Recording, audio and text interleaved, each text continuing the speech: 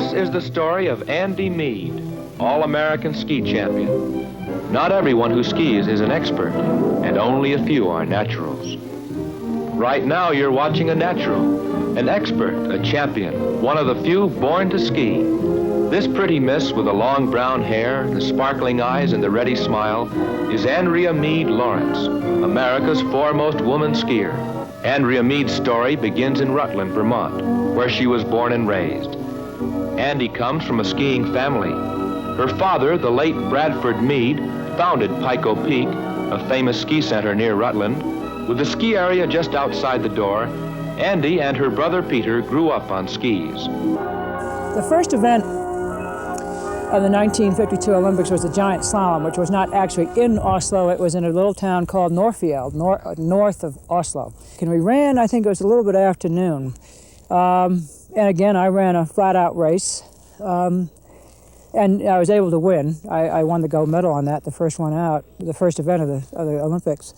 And that was very exciting. I mean, obviously it's exciting, but when you're in the heat of it, so to speak, all your energy is moving into this involvement that you're into. So emotionally, you're not separated from it enough to say, oh, gee whiz, that's absolutely wonderful. I mean, obviously you know that and you're very pleased about that, but there's a part of you that's still moving with that, with the motion of the event itself. First event is the women's giant slalom. One of the 4 American entries, Mrs. Andrea Meade Lawrence, starts off on the slippery, twisting 1,600-yard course dotted with 59 flags, which must be rounded at breakneck speed. 54 of the world's finest women skiers from 15 countries are competing in this Olympic thriller.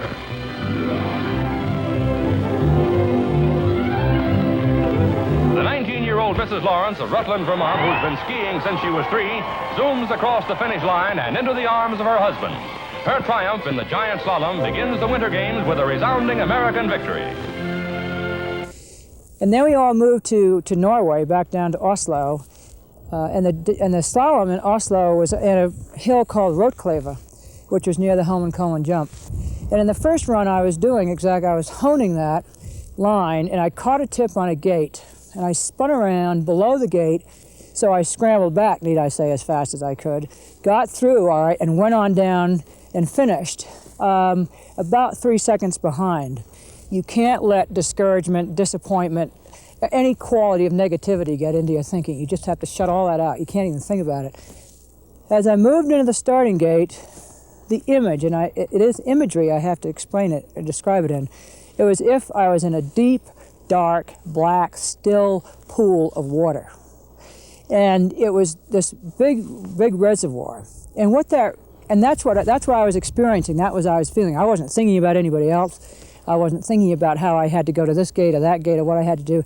I was collecting, in other words, all the energy that I was as a person, all the experience that I'd had up to that time as a competitor. I was gathering that, or I was gathered in it, however you want to say it. And when I left the starting gate, and it was years later that I saw some films of this, I realized as the starter said, go, I was released to this experience. And I started to smile, and I just let it all go.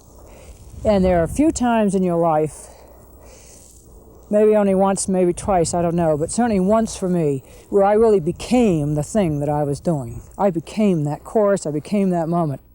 After I moved to California, I came up here in May of 1966 with a very dear friend backpacking. And we headed out to the Minarets and Thousand Island Lakes, and I'd never backpacked before, and it may have been timing and a combination of a lot of things.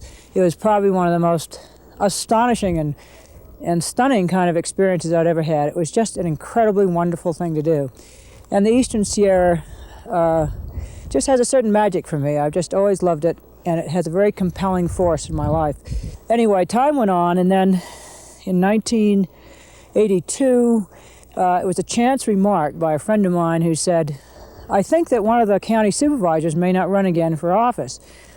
So I ran for office in 1982 for our district here in Mammoth, which is the 5th district. when you come to a Mammoth or to other ski areas, you're coming to a whole milieu, you're coming to a whole wonderful environment.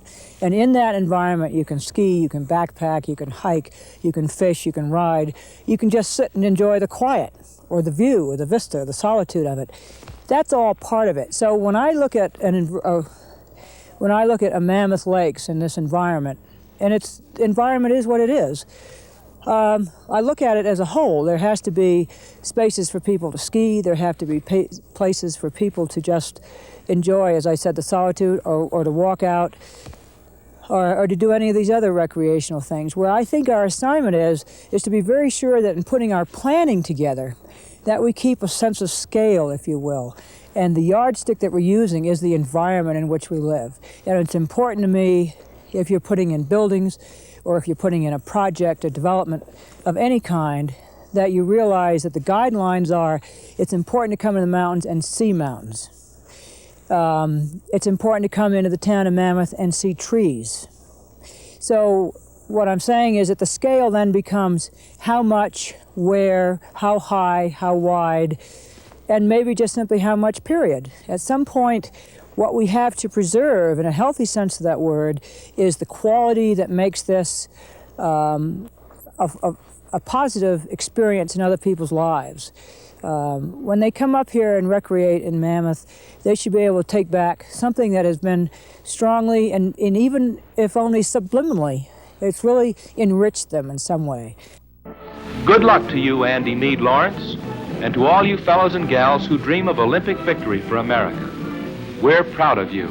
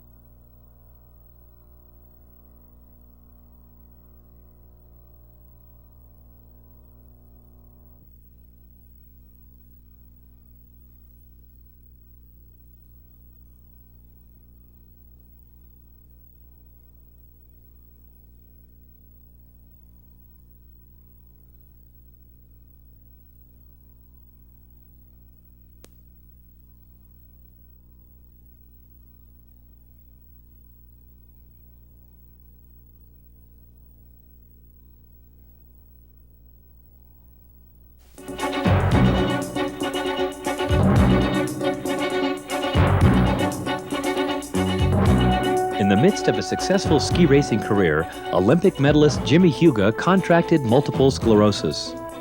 Refusing to accept the belief that further physical activity would cause his condition to deteriorate, Jimmy fought back with his own program for personal reanimation goals. Specifically with multiple sclerosis, you were told to avoid both emotional and physical stress, but I really began to draw a distinction between my health and multiple sclerosis, the effects of MS. I became aware that my health was waning and that I could do a lot more to maintain my health. In spite of the advice I've been told by my physicians, that I could maintain my health within the constraints of my circumstances. Now, when I say that, I had lost my ability to run, for example, but I knew that there were other things I could do. I could swim, I could ride a bicycle, I could even go skiing. The Jimmy Heuga Center, founded in 1984, is dedicated to research and development of programs that will help physically challenged persons improve the quality of their lives. There is no known cure for MS, but through a positive self-help philosophy, education, and a regimen of physiological and psychological therapy, the center has helped more than 600 persons lead full, active lives within the constraints of their abilities. Primary funding for the center is generated through a series of nationwide charity fundraisers known as the Jimmy Heuga Ski Express. Co-ed teams of 3 ski 4 hours non-stop, trying to log the most vertical feet. In the second phase, they race against the clock in a dual giant slalom event. Through corporate and private sponsors, teams raise money for the center's fight against MS. Mammoth Mountain has donated its resources to this worthwhile event since 1987, when the Mammoth team became the national skiing champions at the finals in Vail. In 1988 and again in 1989, the Mammoth event raised more money than any other ski resort in the nation. And in 1990, Mammoth began directly sponsoring individuals wishing to attend the Jimmy Heuga Center. Mammoth now dedicates 25% of each year's proceeds to this individual scholarship fund. Well, if I could ski through life, I'd have it made, because walking I have to pull my feet around, and they get heavy, especially with the boots on. But skiing, once I'm in the skis, I just have to glide, and it's a matter of adjusting my weight and my balance point to turning, so I have a much easier time skiing. Him and his center just really pointed me in the right direction for life. I thought that, well, I was told by my doctors that I'd be in my wheelchair. Get used to it, this is your life. That's exactly what they told me, and I went to the center and found out that things still worked, and the parts that worked compensated for the parts that didn't work until I trained it all to work together. And it's hard work, but it gave me the motivation to do it. Unique to Mammoth is our policy of allowing individuals, as well as co-ed teams, the opportunity to enter our charity competition. Ski trips, ski equipment, and other valuable prizes are awarded to teams and individuals with the best performances. And for the grand prize, the winning team at the national finals in Colorado will receive 3 4x4 Mazdas. Help Mammoth Mountain and the Jimmy Heuga Center raise money to fight multiple sclerosis and other physical challenges. The Jimmy Heuga Mazda Ski Express comes to Mammoth Mountain March 14th and 15th. For complete information, phone the Mammoth Mountain Race Department. Well, don't give up.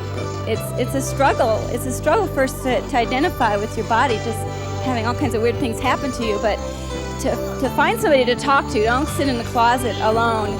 And to find people like, if you can get to the Heuga Center, even if you don't have to ski, because not everybody can ski, but to do what you used to do before, you can do it. There's a way. You may do it a little differently, but there's a way to do anything you want to do.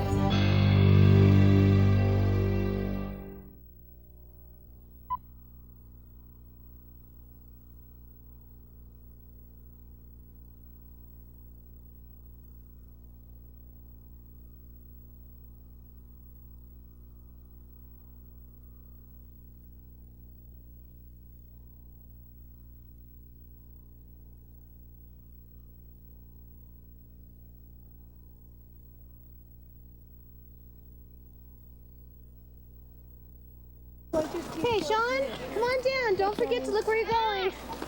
Always looking up. Duck down, bend your knees, and hop after the bridge. Hop, Sean. Good. Everybody, can you hop? You already hop? Hey, Anthony, you're up next. Come on, bud. Don't forget to duck when you go through the bridge. Skis together. Uh-oh. Crash, huh? Okay, I'm just gonna lift you up. The expectation of when a child is ready to ride a chair and ski down differs from child to child. Some children will pick it up right away. Some, it takes a while. It takes a couple of seasons of skiing. You just have to be very sensitive to your own child and make it a positive, happy experience for them. Our thinking is based a bit on the Montessori method of teaching. Basically, respect for the child and having a prepared environment, letting the child work at his or her own pace. Also, the child being the focus, not the instructor. The child is the focus of the lesson. When children first start skiing, the shorter the skis, the better. Perhaps for a 3-year-old, a 60 or 70 centimeter ski. Good bindings, nice little boots that fit well, not boots for them to grow into. I would let the child put the skis on indoors and walk around indoors in the equipment, get used to it then before they get on the snow and find out how slippery snow is. As far as children's clothing goes, they should have warm, clothing that's not too constricting. They need goggles, glasses, hats, mittens or gloves, mittens or warmer, just like adults would need. The Funland program, which is a preschool ski school program for 3 to 5-year-olds, is 2 hours in the morning and 2 hours in the afternoon. For a 3-year-old, 2 hours is probably plenty. For an older child, they perhaps can handle the 4-hour lesson, and we also offer all day with lunch and supervision during lunchtime. For a half-day lesson, it's $20. All day is $28. All day with lunch is $43.50.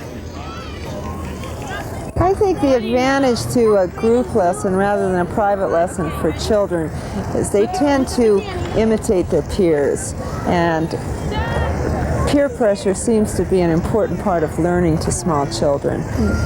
The main thing with small children is just take your time. Be very, very patient. They will learn to ski, and they'll soon ski circles around you. So just take your time, be patient, and it'll happen.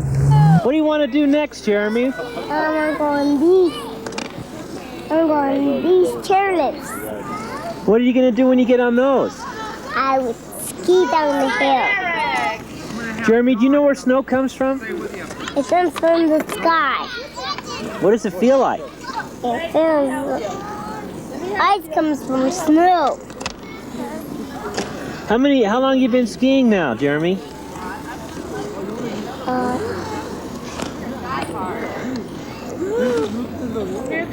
That long? How old are you?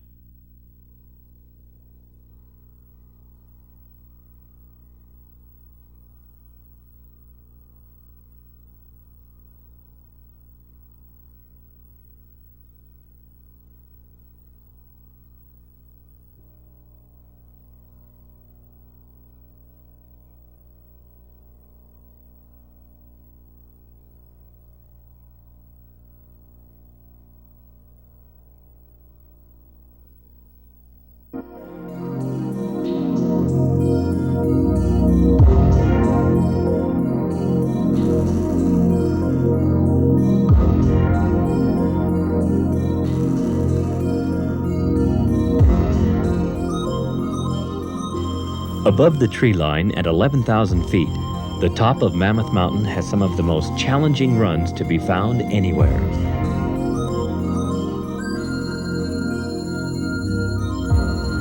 Wide open bowls, tricky narrow chutes, and plenty of steep terrain await skiers with enough skill and daring to ski runs with ominous names such as Climax, Hangman's, and Wipeout. The summit's ridgeline extends east and west for over a mile, producing an awesome north-facing slope with rock-lined exposures of up to 55 degrees in pitch. This is no place for the beginner. These are expert runs for expert skiers. Make sure you can handle the face of Chair 3 and Chair 5 before attempting to ski off the top.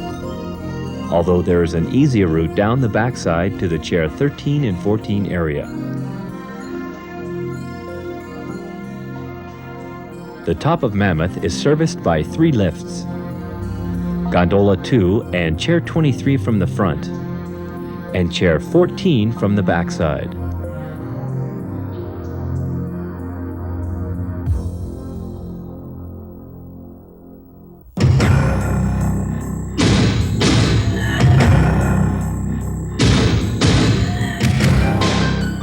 Take a left from the top gondola building and skate east along the ridge until you come to a huge white bluff that drops sharply to the left. Dave's Run is one of the best known and more recognizable landmarks on the top of Mammoth Mountain. Skiing Dave's Run allows access to Chair 5 or to runs leading back to the warming hut in Chairs 15 and 24.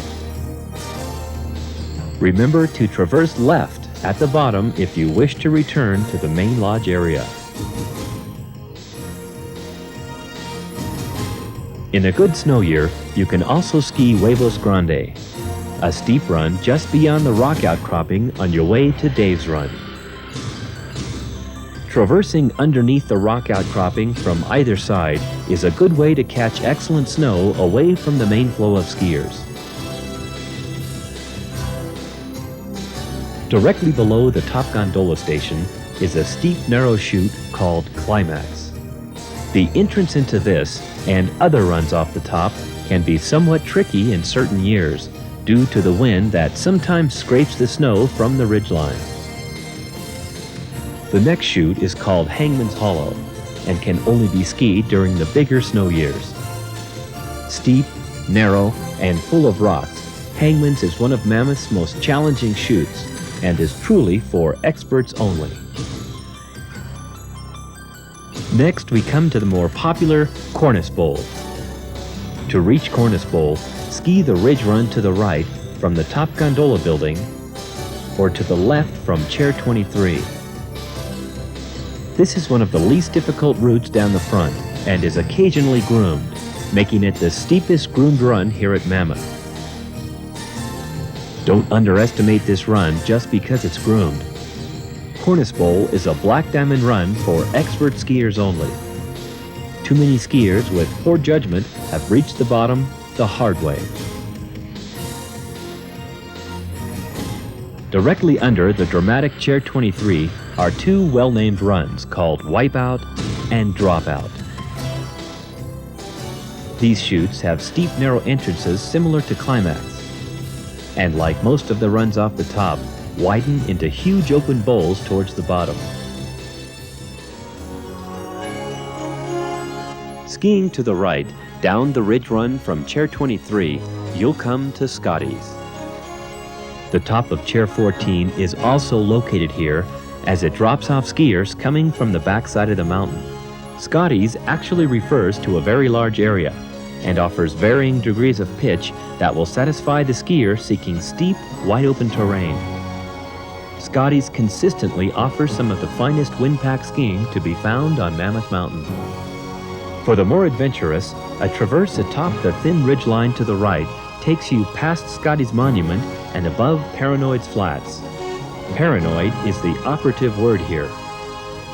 The Paranoids, as the locals call them, are actually a series of 4 chutes called P1, P2, and so on. Access into these chutes can be very difficult from year to year, and many choose to traverse into the Paranoids from Scotty's. From Dave's Run to Cornice Bowl to the Paranoids, the expert skier will enjoy a variety of exposures, challenging chutes, and differing snow conditions all in the same day. Mammoth Mountain off the top. What steep is all about.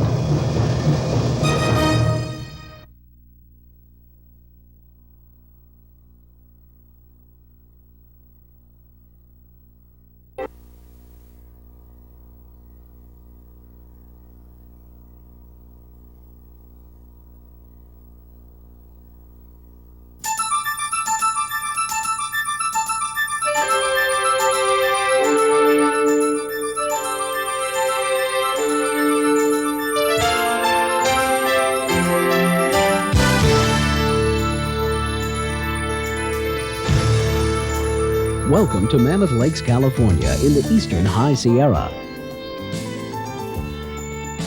Mammoth Mountain and June Mountain combine to make up one of the great ski resorts of the world. Mammoth is located in the Inyo National Forest in partnership with the U.S. Forest Service. This immense ski complex attracts over 1 million skiers annually and continues to be a leader in the ski industry. Blessed with an exciting variety of terrain in a magnificent alpine setting, Mammoth is a haven for skiers seeking the genuine skiing experience. We're about a 6-hour drive north from Los Angeles and about 3 hours south of Reno, Nevada. 38 ski lifts provide access to 3,000 skiable acres. Our 25-foot average annual snowfall produces a ski season that often lasts from November into July. The founding father of Mammoth Mountain, Dave McCoy. The good old days are today. You guys can't think about when we started, and that was the tough time. That was the hard time. You moved the snow with a shovel, you dug the lifts out with the shovel, you packed the mountain with your skis, and half the day was gone before you started having any real fun. But you talk about the history. I started here 50 years ago. In 1935, I moved to Mammoth. In 1936, we had our first portable. In 1954, we built the first chairlift, and we built a chairlift ever since. The great thing about talking to the crowds we have, you know that they're going to have plenty of skiing, as we put out 43,000 rides an hour, and if there's only 15 to 20,000 people out there, and half of them are in the restaurant or in the parking lot or running after their children, well, they get at least 2 runs an hour, and 6-8 hours, that's 12, 15 runs a day, 15, 20,000 vertical feet. They can get tired. They can have a lot of fun. Even from the earliest days, Dave McCoy, family, and friends had lots of fun skiing Mammoth Mountain. Let's take a quick look back at Dave's humble beginnings in the 1940s. While working as a hydrographer for Los Angeles, Dave developed a thorough understanding for the weather and snow deposits in the Mammoth Lakes region. After hauling his portable rope tow around to such places as Dead Man's Summit and McGee Mountain, he finally settled upon Mammoth as a place to start a permanent business. By 1952, they even had a paved road to the original warming hut, now a small section of today's main lodge. Before that, skiers were pulled to the rope tows by strange Army surplus vehicles called weasels. Using his mechanical know-how and a small crew of followers, Dave rigged his own equipment, mixed his own cement, and built his first chairlift in 1955. From that seed grew the intricate system of lifts and facilities that make up Mammoth Mountain and June Mountain as we know them today.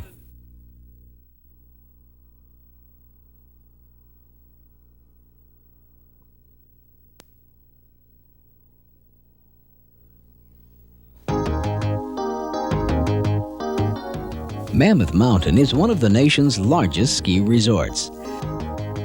By learning more about the mountain, you'll be able to explore and discover the many facets and faces of this diverse winter playground.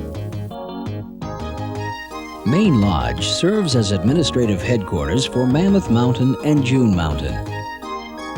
Main Lodge offers a full complement of skier services, including ski school for adults and children, the Mammoth Mountain Race Department, a large cafeteria, and a ski shop with rentals and repair.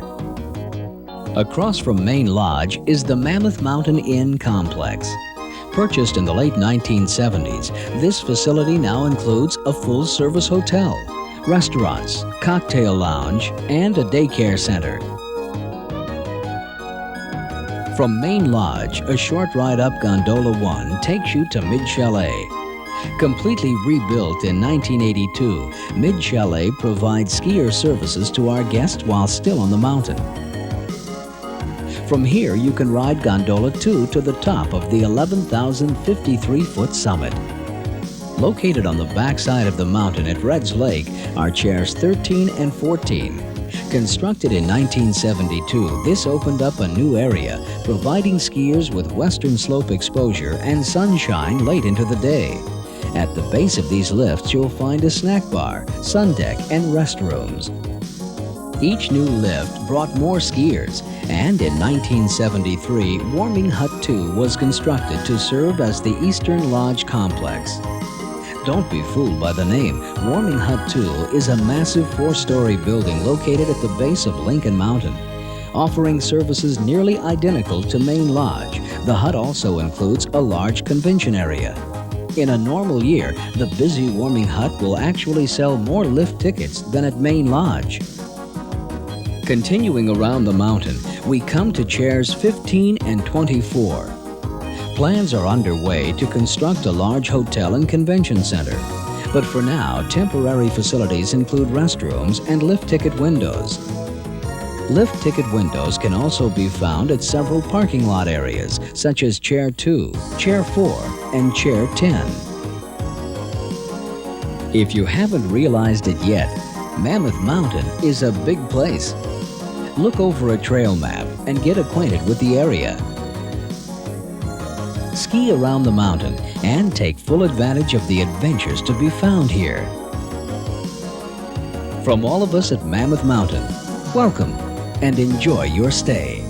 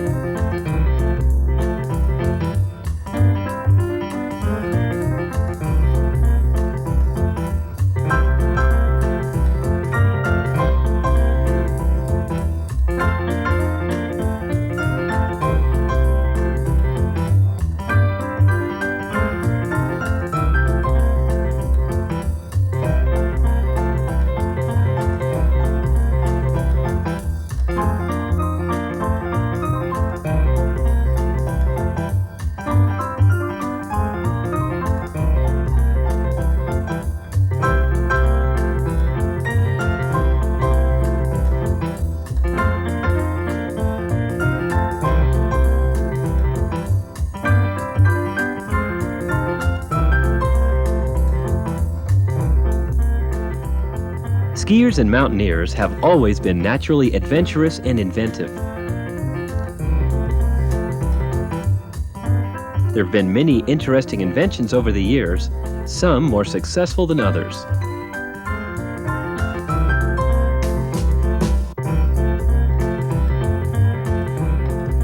The alpine ski itself was developed due to the invention of a new way to turn the classic Nordic ski.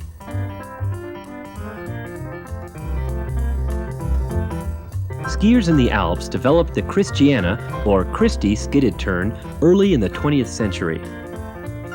The long, steep runs in the Alps demanded a turn less strenuous than the traditional telemark.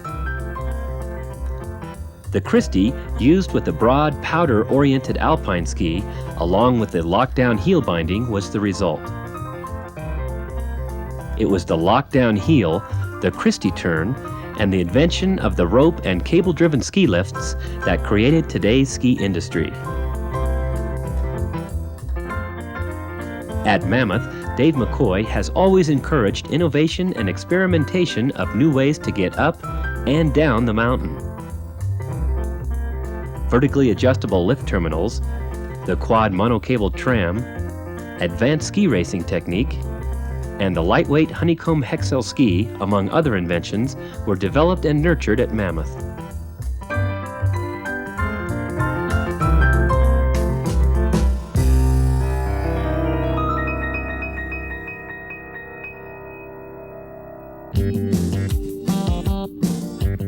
We've had an eye on snowboards since they first appeared 10 or 15 years ago.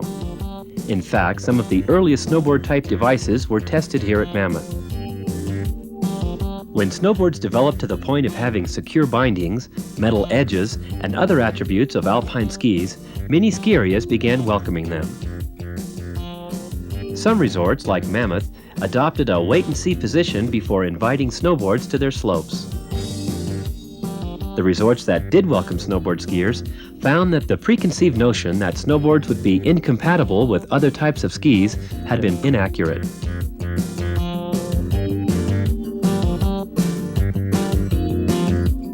About this time, June Mountain opened all of its runs to snowboards and even hosted the most important snowboard competition to date, the OP Pro Invitational. Snowboards have been a great success at June, and many old-time June Mountain skiers have taken advantage of June's snowboard classes and now enjoy yet another kind of skiing. June Mountain will remain the Eastern Sierra headquarters for snowboarding, with the OP Pro returning this year. June is also an excellent place to learn to snowboard due to its wide-open intermediate and novice trails and excellent snowboard instructors.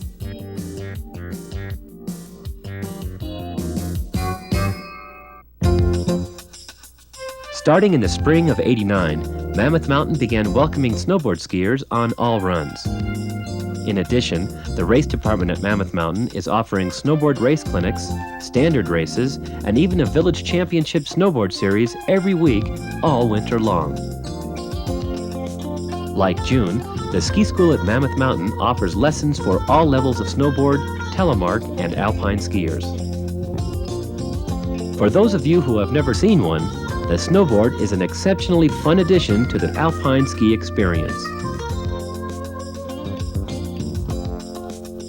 Like alpine skis, 3-pin telemark skis, and mono skis, the snowboard is a device for carving controlled turns on snow.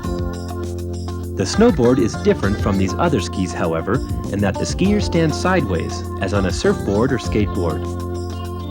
This stance, combined with the single platform, enables the snowboard skier to control the board and maneuver in ways virtually impossible on the other kinds of skis.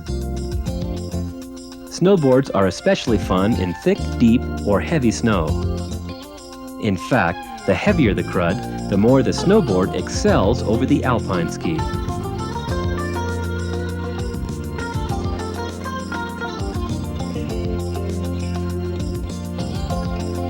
Due to the snowboard's maneuverability and deep snow capabilities, the snowboard skier can make direction changes and may use the nuances of the terrain in ways that traditional skiers are not accustomed to seeing.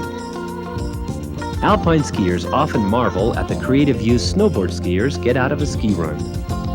You might consider rediscovering your favorite ski slope by taking a snowboard for a spin. You'll have fun experiencing subtle fall lines and delightful new changes in terrain on a run you thought you knew by heart. Of course, the snowboard's maneuverability does not mean the snowboard skier has a different code of responsibility, or that the snowboard has any more right-of-way than the more traditional alpine, telemark, or monoski.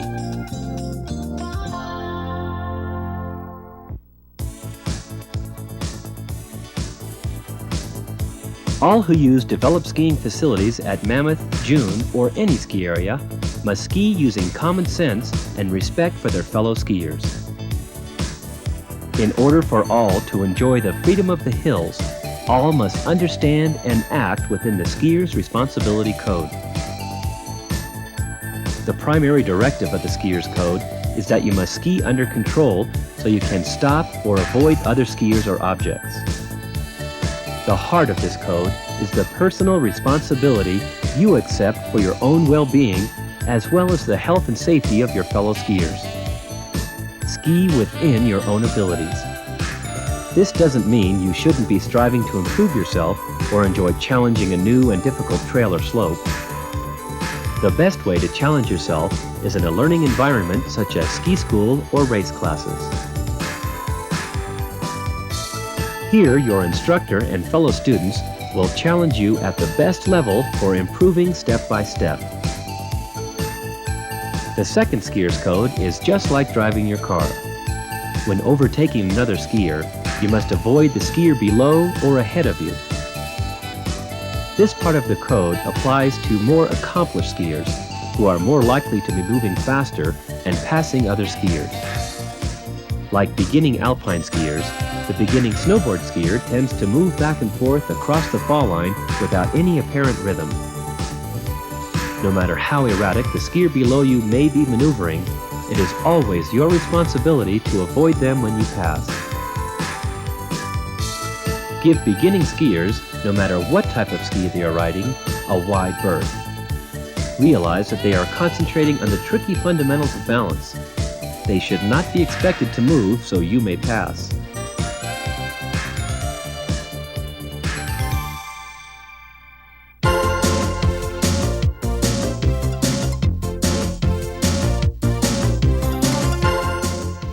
As all skiers improve, learning edge control and stopping distance, they tend to move faster, more down the fall line, stick to a certain section of the run, and become more predictable.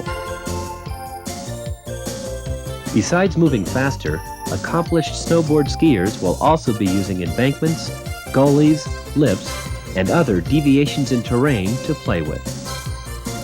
They can and will carve across the fall line in a manner that is uncommon for other skiers. As an alpine skier or snowboard skier, you should be aware of the differing body languages distinctive of beginners, experts, snowboards, alpine skis, and telemark skis. For example, with accomplished alpine skiers, the pole plant can usually be identified as the start of a turn. Since snowboards don't need the punctuation of the pole plant in order to turn, their turns become a different body movement, initiated with the hip and upper body.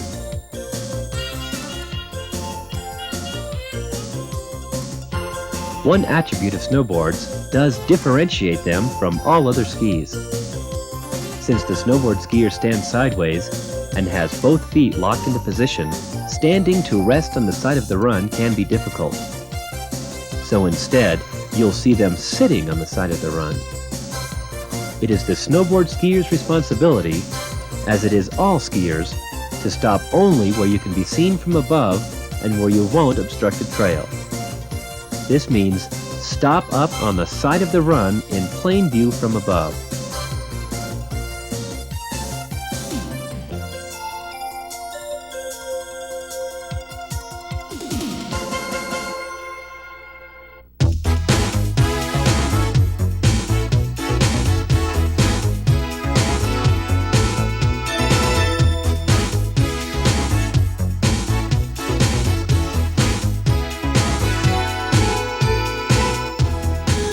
Our experience on both June and Mammoth Mountains has shown that alpine and snowboard skiers quickly and easily learn these slight differences in each other's body language.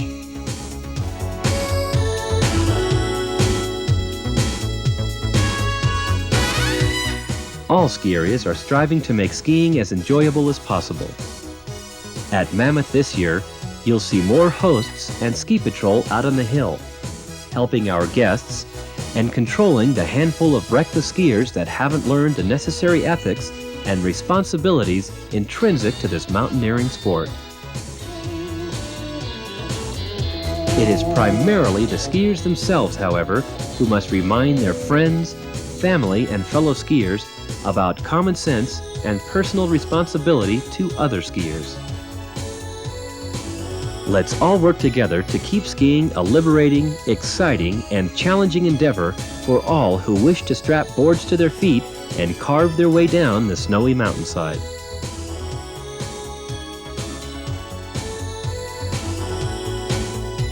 To discover for yourself how much fun snowboards can be, try a few lessons this winter.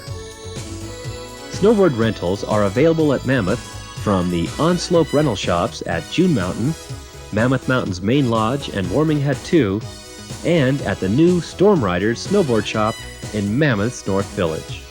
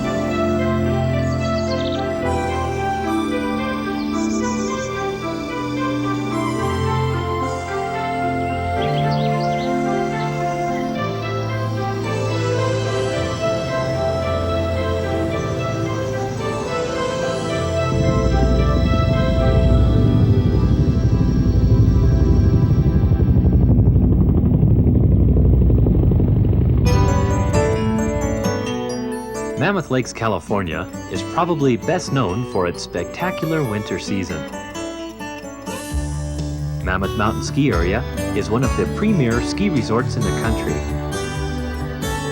Our legendary snowfalls often provide a ski season that lasts from November into July.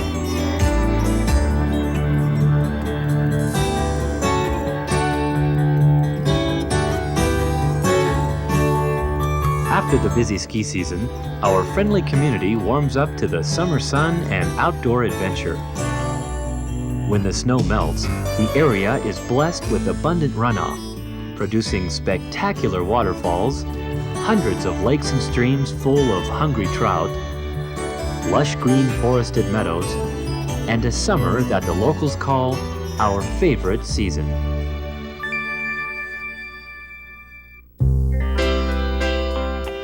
Located on the eastern slopes of the Sierra Nevada mountain range, Mammoth Lakes is a destination resort off the beaten path. Easy to reach by car, Mammoth Lakes is a beautiful drive from any direction. Just 3 hours south of Reno, Nevada, and about 5 hours north from Los Angeles, take Highway 395 through the High Sierra Desert amid mountains towering to over 14,000 feet. Others may choose to fly into the Mammoth June Airport on scheduled flights from San Diego, Burbank, Los Angeles, San Jose, and Oakland. With over 1.2 million skiers visiting Mammoth each winter, it's not surprising that summer is our quiet season. Take advantage of off-season summer rates at one of our many motels, hotels, condominiums, and cabins. Or choose one of the several hundred campsites operated by the U.S. Forest Service. While visiting the area, dine at a gourmet restaurant, take in the nightlife, or grab a burger and pizza in a casual setting with the entire family. Mammoth Lakes may be a small mountain community on the edge of the wilderness, but we can provide you with a full range of big city amenities and services.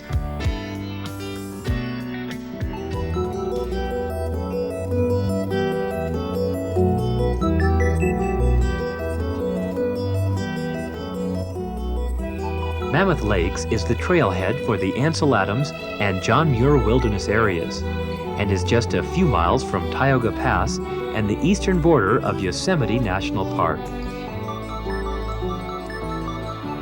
The following locations are among the many scenic wonders found within a short drive or hike from town.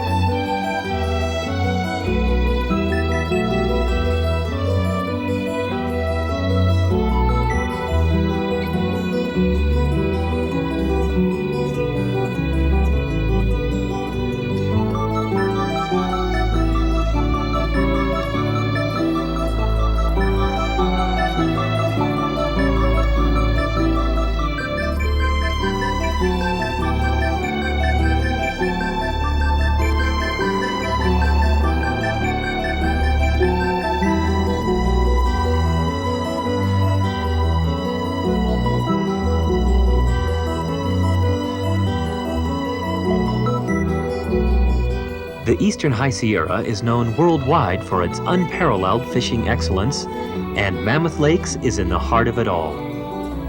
Nowhere will you find such an accessible combination of fishing opportunities. Whether you like spin casting from a boat or fly fishing from a lakeshore or stream, Mammoth Lakes will provide you with the ultimate in rod, reel, and relaxation. In addition, the Mammoth area offers the more traditional activities such as tennis, golf, volleyball, and has several public parks and picnic areas for a relaxing afternoon with the family and friends. Summer in Mammoth also means a colorful lineup of special events all season long. here are but a few.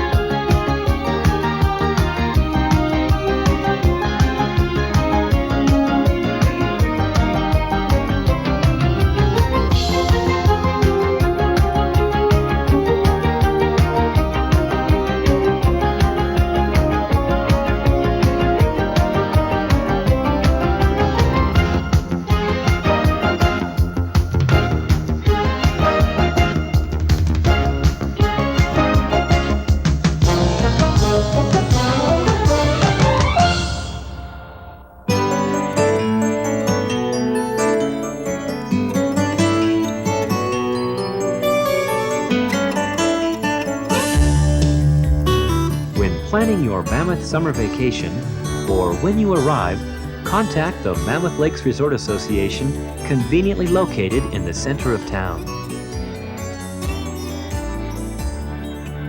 Our friendly staff will answer all of your questions about lodging referrals, recreational activities, sightseeing, events and entertainment, and will help to make your Mammoth vacation even more enjoyable.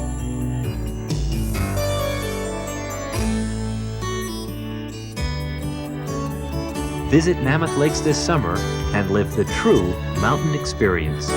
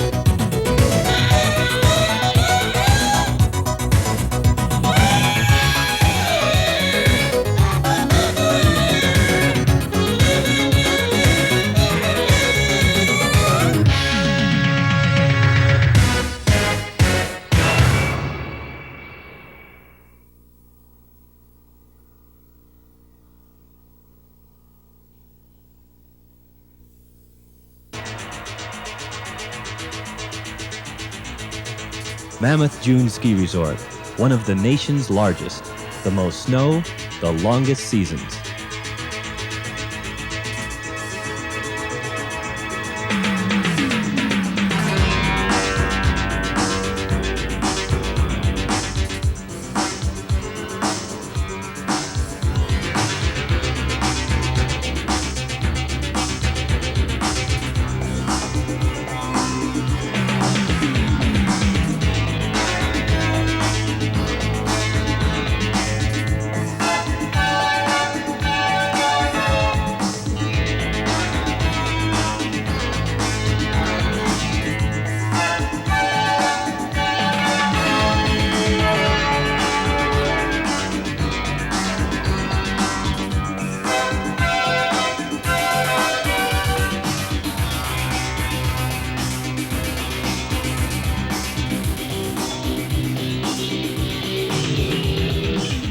Mammoth June, job variety, career opportunity.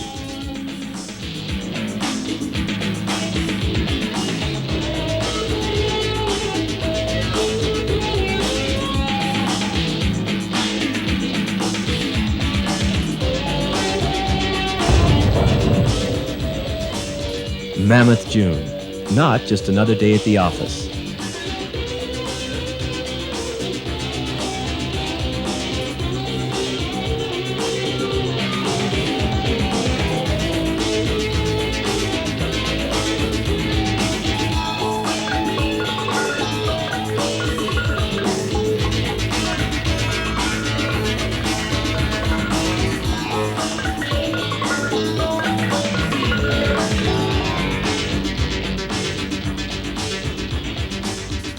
Mammoth June Ski Resort, a real job.